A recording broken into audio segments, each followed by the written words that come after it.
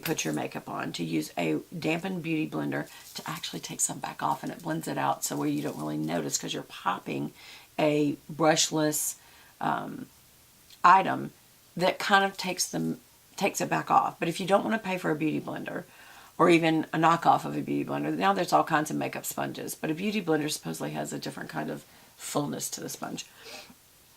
The properties of it, I do not understand. But anyway,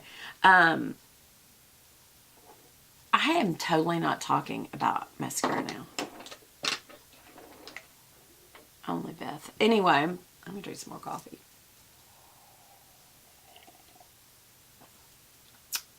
Here's a wrinkle. That's what a wrinkle looks like. Here's your skin, right? And then there's this valley. That's a wrinkle.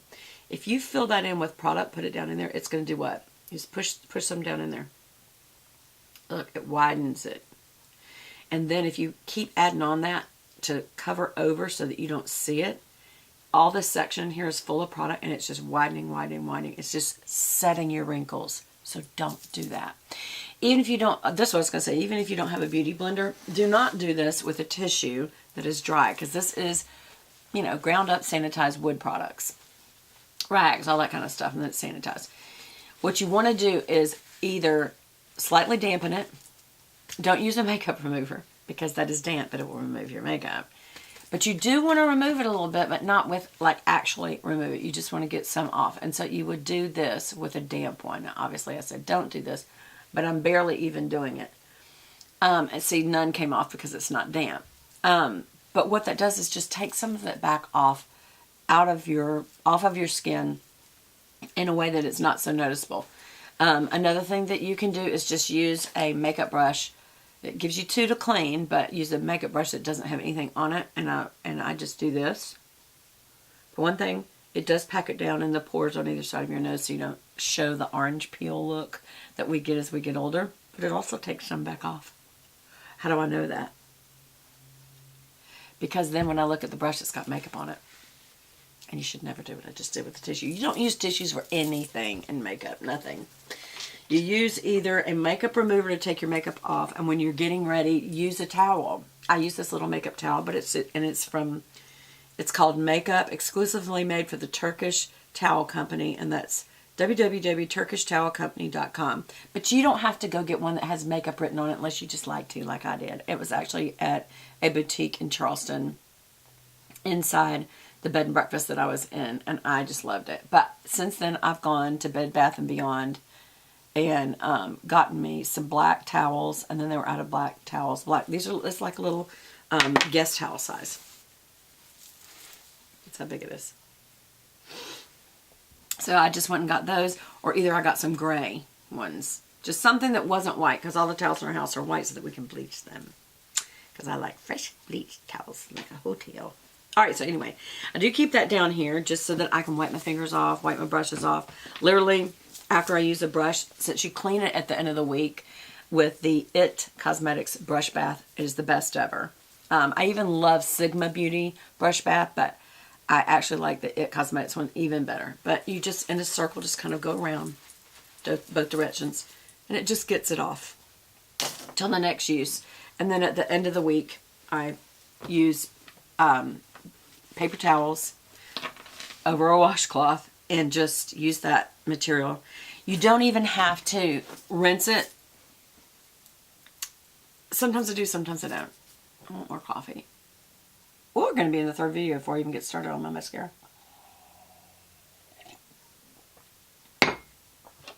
So what am I going to do? Well, always take my little high maintenance. See my little high maintenance? It says high maintenance right there on it. I don't know if you can see that. It's got little sparkles. Any kind of compact, whatever little mirror that you, if you're in your dressing area and you have one of those that comes out of the wall that has magnification, you want it on the magnification side or either up close. And so up close, what I'm going to do is take my eyelash curler. This is a Charlotte Tilbury. I like it because it's got an extra long band and it's a little wider. And so I'm going to literally, watch, lay it right next to the lash line. And then press down, and you know what happens? The lashes pop right up, and then you go ahead and clamp it down. The first position, I do this 2 times for 2 positions. The first position is you're taking those lashes that are like that, and when you clamp down, it puts them straight up in an L position like that, okay?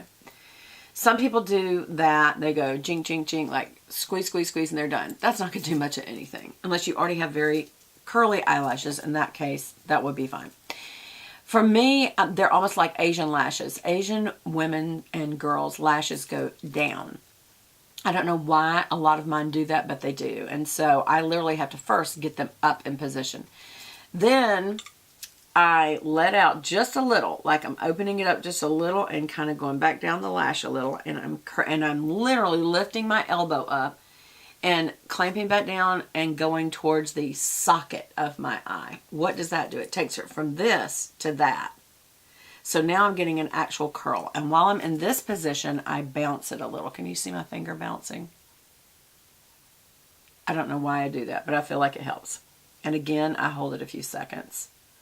Some people hold it like 3 or 4 or 5 seconds. I sit here and hold it. There's been times I've held it for like 30 seconds just to make sure I got a good crimp on it. When you let go, there should be a good crimp on your lash. If you want to, you can come back and do it again just to make sure you got all your lashes, number 1, and number 2, different crimp marks. That I don't do as long. Let it out about halfway down, and now I'm crimping back towards the socket.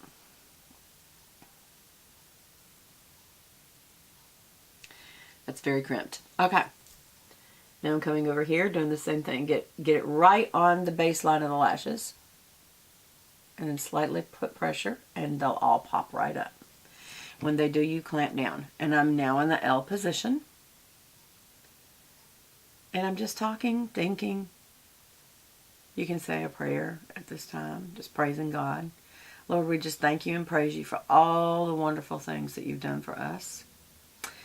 And we ask you to give us protection today, go before us, and have us to live out our lives the way you want us to give you glory and to increase your kingdom here on earth and in heaven. In Jesus' name, amen. That's a good length. Now I'll do it again. And I am back towards the socket here. I guess we could do this the same length of time.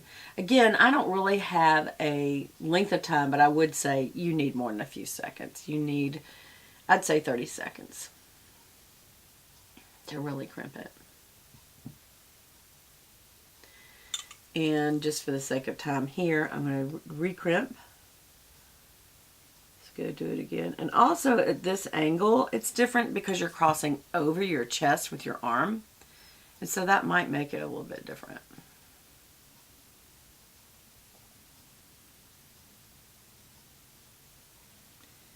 There we go. Okay, that's enough. And what I'm going to do, always, always, always wipe your eyelash curler off with a cloth, not a tissue. Tissue will get all over that rubber, which is already probably got little eye goo sticky, or if you have any leftover mascara, which I just noticed I did even from before. Sometimes I am lazy about taking my makeup off at night, y'all. And I'll take off most of it. But I'll show you my routine when I'm doing good. But I think some of you have asked, what is your taking your makeup off routine? So I will do that video. So now it's nice and clean. That's how you put it up. You never put it up with any product on it because it will not come off, and you don't want to keep putting that on your eye. I'm also flipping over my towel because now that side's icky. Next.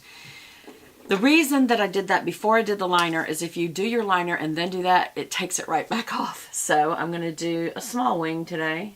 Again, coming straight in. A straight line, not a curved line. And why is that? Because as an older lady, if you do a curved line, it gets lost in this hooded area right here when you look up. See there? Actually, I do need a little bit of a tip on the end. There. And now I'm just going to almost lay this horizontal and flat against the lash. And make little dashes. Just little dashes. And you can use the tip end if you see where you missed something. Just little dashes. Get in front of that dash and go back into that dash. Get in front of that dash. Go back into that dash. And I'm going all the way in this time. I don't always go all the way in. You see, that's where I messed up. So just use the little tip to connect it a little better. And that one didn't go high enough. There we go. That looks better. Make sure you get all the way down to the lashes. If you can see skin, go back and correct that, because the whole point is that you don't see skin. That's why you do liner. Also, go ahead and be sure and connect straight down to all the way to the end of the eye here. You don't want little skin showing through there either. Okay, now we're going to attempt to do the same thing over here. Now, do you see that there's skin showing between the line and the lash? That's what you're using to go get rid of that all the way down. Push down on the lash. See how that filled it in? And then see how there's space between here and here? You want to connect. So go all the way down and then fill that in with the tip. A little further up. There we go. Then get in front of where you were and come back to it. Get in front of where you were and come back to it. Get in front of where you were, going all the way in.